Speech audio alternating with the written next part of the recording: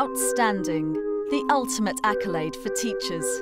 We challenge secondary science teacher Hannah Abbasi to go from good to outstanding.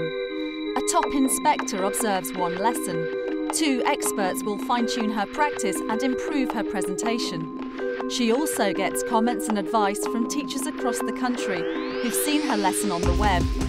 Hannah then has 3 weeks to put all the advice into action before the inspector comes back for the final verdict. I think what I'm nervous about is the fact that everyone's going to be watching my lesson. I don't know whether it's going to be positive or negative. Hopefully they will help me through my journey.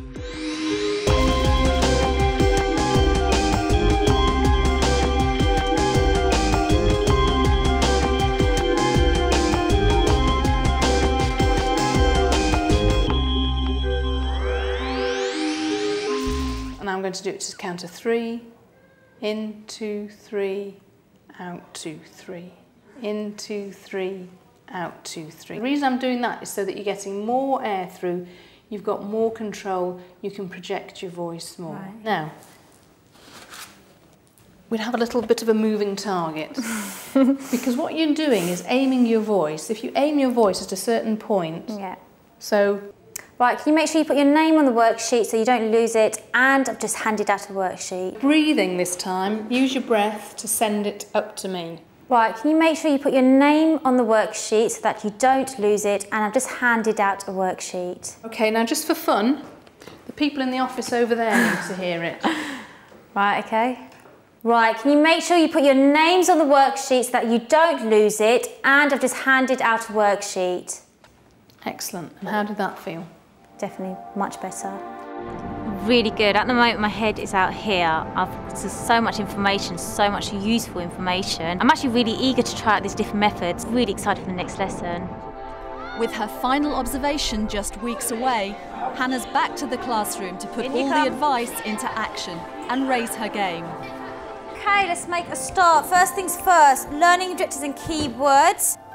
So the first one is classify the different enzymes that are found in the digestive system. And for those who want to work towards level 6, you should tell me about the enzymes and also tell me the difference between an unhealthy and healthy diet. First things first, I'm going to do a little quiz with you. Okay, Dominica, give me an example. Tell me, what does the stomach do? It helps digest your food. Digest food. Dill, carry on. The stomach helps digest food using enzymes. I think they're so used to me running around the classroom saying, right, what do you think of this, what do you think of this? Having their PowerPoint is just something they have to get used to. Right. Some people mention this name, enzymes, okay? And what I want to do, I want to spend the first 10 minutes... Staying still was much better. Straight away, they faced me. They didn't have to look around to see where Mr. Bassi was walking around. And it was good because I managed to stand there and project my voice. I want you to, first of all, fill out the missing blanks. And then, can you tell me, by using the worksheet, what those 3 enzymes are? Right, what level do you want to work at? Level 8. Level 7. Right, 6 or 7, okay? 7, yeah. So level 6, you need to basically, so you've talked about the different enzymes, why don't you try comparing them, okay? So compare the different enzymes so you can see the differences. It's all about change, especially with the worksheets. It takes them a while to adjust and get used to it. But definitely, I think what's useful is the fact that I've stuck them on the table and slowly they're starting to identify what is needed for level 6 and level 7. Anorexia is an extreme illness which happens when you do not eat the appropriate amount of food, so people starve themselves. Well done. He's talked about the effects of an unhealthy diet, so it pushes him up to a level 7. Well done. Use that worksheet, guys, to help you with your levels. To get more advice on moving to outstanding, Hannah reflects on last week's observation with advanced skills teacher Tope Anjorin. There's one thing that I noticed, is that you haven't smiled once. I know, I think most of them probably scared of me. I said it was a good lesson, but I think at this age, they're in year 8, we need to infuse them. We need some sort of they'll walk into class and they look in the corner and, wow, what's going on here? In the 3 weeks since her first observation, teachers all over the country have been watching Hannah's full observed lesson on the web and leaving their comments. The response has been absolutely amazing. walking around. I think some people have commented on that, how I walk around a lot. I mean here, hi Hannah, I'm well impressed with your lesson and amazed how you get the time to put together all those worksheets. I would agree with Andy regarding a demonstration experiment to get the hands-on experience, which is the most enjoyable aspect of studying science, especially for kids. I mean, he's absolutely right. And then they gave the idea of using the digestive biscuits and the tights. So we'll just see how the food testing goes today. Hopefully visually they'll be able to, you know, learn science in a new way. Can I have some space, please? Everyone's taking my space. Right. So let's get this together. What can help me chew that? Your enzyme. Right, we'll get this, okay? So do that. Right, easy. Stop there. So that represents my what? Teeth. Initially I was quite worried because I thought, oh God, they're going to be disruptive, but they managed to come in and they were engaged in the demonstrations and, you know, they're giving back good verbal feedback. What do you think this could represent? Saliva. Good. Saliva that's got what enzymes? Amylase, okay? In a way it's better, because instead of just like writing, when we don't really pay attention, but when there's like something different, we pay more attention and we want to get involved. Right, let's put that in. And then I want to mix it up even more. Oh, this is what happens though. I've got confidence now and I can just relax a bit because I know they're learning and I know I'm kind of doing the right thing. Why would this be the stomach? How's that going to break up? Suggested, that's poo. If anyone's poo's like that, you know what? Seriously, that's it's Stretchy, isn't it? She's more happy than she used to be.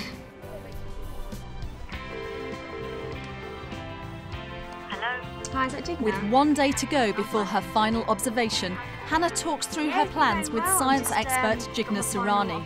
The only thing I wanted to ask your opinion actually was, towards the end I want one person from each table, each group, to share the results, and I wanted to know if you can give any suggestions as to what was the best way to do that. Because there's quite a lot going on, I think you need to make it as structured as possible. Yeah. And by saying that you're working in groups, each person within that group is going to have a specific responsibility. Yeah. So there would be a group leader stroke spokesperson. Yeah. There would be the person in charge of health and safety. Mhm. There would be the person responsible for time management. Yeah. Everybody has to do something. Brilliant. Thank you so much for taking the time. Good luck for tomorrow. Thank you very much. And I hope it goes really well for you. All right, brilliant. Take care then. Hannah. Take care. Bye. Bye. It's the day of Hannah's final observation. Claire Gillies is back and it's crunch time.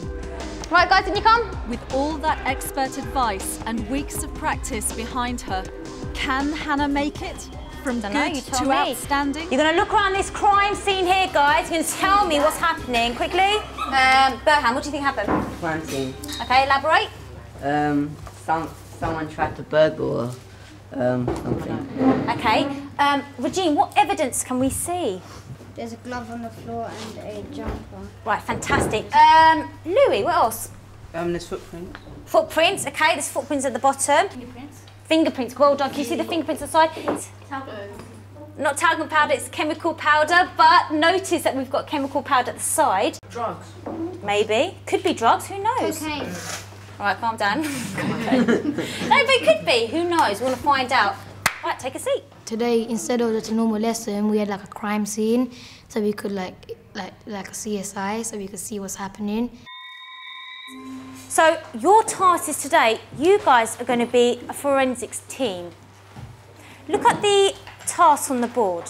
What I want you to do is you're going to pick what level you want to work towards. Write the level down. Okay, before we start, we need to listen to a crime report. You need to find out who the burglar is. Write down as much information as possible. Last night at 2100 hours, a burglary took place in Miss Abbasi's science room. At the crime scene, detectives found a pen which had fingerprints on it, and the ink was made up of a mixture of different colours. The burglar left a trail of white powder behind. Local residents did notice last night that mysterious lilac flames were coming out of the windows. Straight away, I reckon we can do some tests on that. Let's ask Zach, because you're a bit quiet today. Pen, loads of colours. Think of one test that comes to your mind. Chromatography. You star, well done. Powder, lilac powder. Any ideas? Let's ask Simon. Any ideas? Pick someone to help you out. Brandon? Burn it. Right, good. We're going to burn the powder. That's what we're going to do. If Brandon said we're going to burn it, we're going to burn it. Chromatography, burning.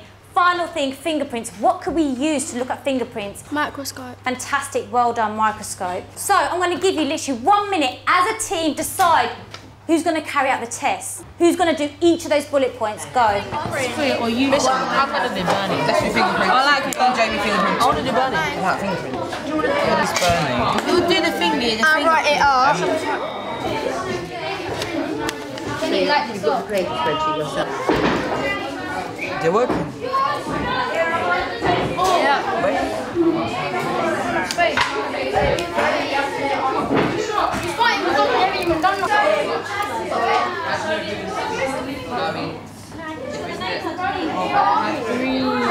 What was that? I'm afraid. That was the powder D. Lilac is a greeny colour, isn't it? Purple. Am I doing this right? I don't know, move. Right, move it over there. Can you move over? The chromatography, you just put a dot on a paper and you're supposed to like bring different colours like upwards, but it just stayed the same colour, it just got wet. For the next 10 minutes, everyone's got a worksheet. Can you start answering the questions at the bottom in your books? Before we carry on, what is stuck on the tables that we can use to help us get our levels? Burhan. We could look at this and look at what level we targeted at the beginning of the lesson. Right, well done. You remember, everyone here set a level. So to help you get that, start incorporating those words.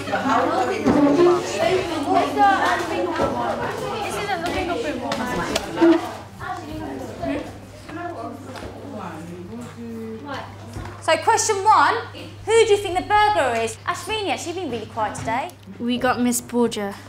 Okay, anyone disagrees with her?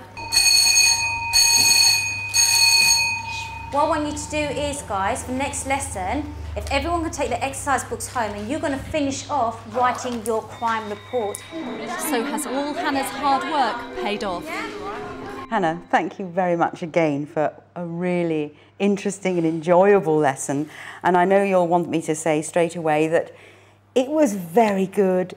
It just didn't quite get to the outstanding, and I think you're going to tell me why. I think the start was okay. The first 20 minutes wasn't too bad. They came in, they saw the crime scene. But I think as soon as they did the practical work, there was a lot going on. And I think dividing a table where they had 3 different activities was just, too much.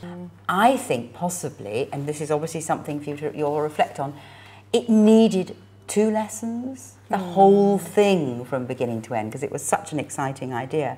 And then we could have blended in the whole significance and importance of being accurate and fair. Yeah. And you've got to remember that it takes 2 to have that really outstanding lesson, that your input has to be outstanding, but what they bring to the lesson has also got to be outstanding for the learning to match the teaching. But let's also celebrate, I mean, your preparation, the way you delivered it, was absolutely great. You'd put so much thought into a really stimulating lesson, and I'm absolutely certain that with slightly different circumstances that you're going to be outstanding. Thank you very much. I'm sure they're going to have some outstanding lessons in the future. No, thank you. I am disappointed with myself because potentially it was an outstanding lesson, but because maybe the way in which I delivered it or how they responded back to me wasn't 100%. I know I can give outstanding lessons, so I was slightly frustrated. That's life, that's teaching, every day is different.